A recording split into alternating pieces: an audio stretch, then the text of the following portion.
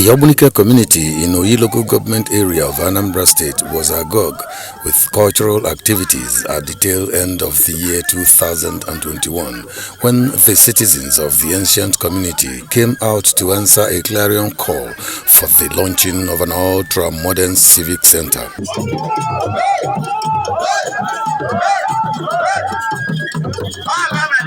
It was for the realization of the multi-million naira gigantic project to house Hall Ndichie Ogbunike and the communal palace for Ogbunike people.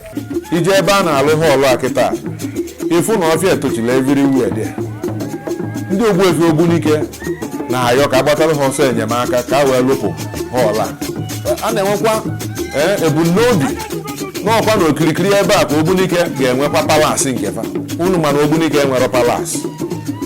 Obodo na-enwe palace nke fa. Palace ada abụ ife ofu onye. Ogbunike na-akwadokwu ịlụ palace nke fa. Before now, the project site was a shadow of an unrealizable dream and could best be described as a white elephant, an ambition and aspiration dead on arrival. If Ndichie and Ogbunike protection was secret. Why have a loan?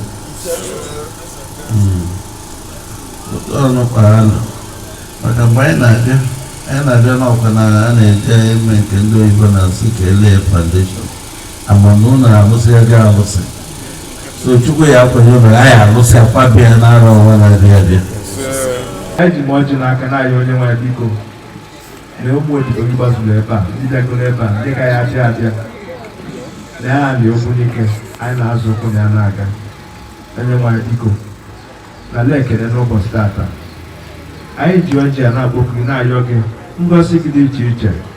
Nke mbụ bụ ụmụ Ogbunike niile dị mma ebe fanọ.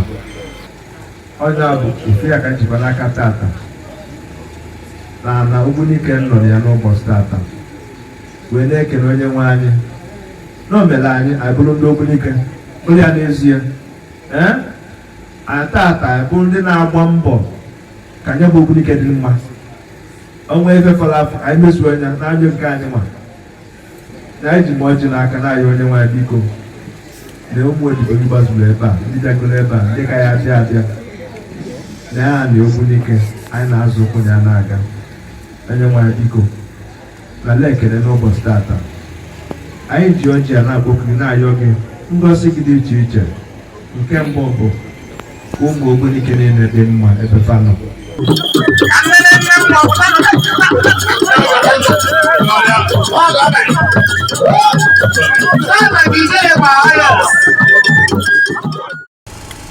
We have assembled here to aggregate our resources towards a deserving meeting hall of Ndichie Ogbuefi Ogbunike, as well as to build a beautiful edifice that will serve as the official palace of Ogbunike. The project in question has taken off in earnest, and the zeal and commitment of Ndichie Ogbunike has given the project a quantum leap in the shortest of time.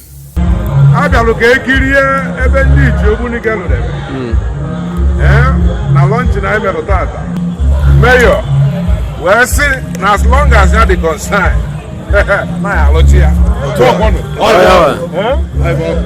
Ogbunike could the same thing. You could hear no one. As a water. If you go near the if you can, now you will Ogbunike for the Kotana, I will see you. Oh, yeah, kind on the other. What's your butt?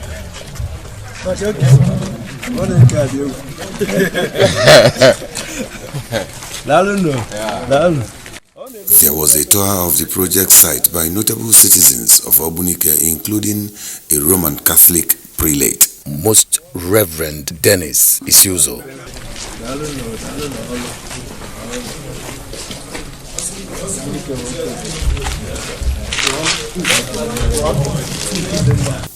The tour provided an ample opportunity for them to see things for themselves, assess the progress of work, thus allowing for a common supplication to God.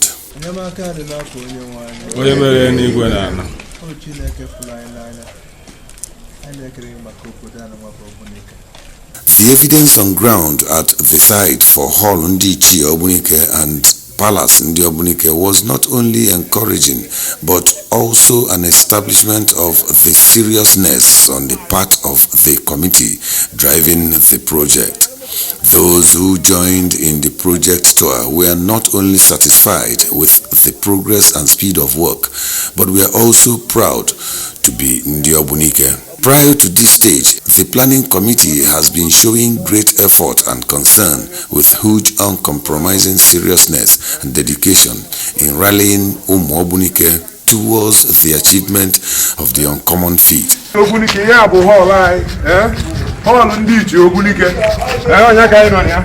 Those who are leaving no stone unturned, crossing every T and dotting all I's, have a firm decision and promise to deliver on the mandate given to them.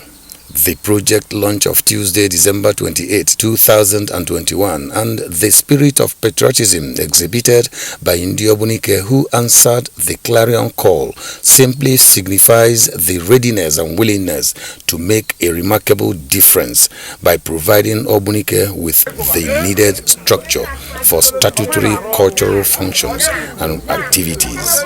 From all indications and stemming from the divine grace of God, the Ogbuefi ultra-modern world-class event center shall be a dream come true, to be a legacy bequeathed to Ogbuefi community by the present generation of Ogbuefi.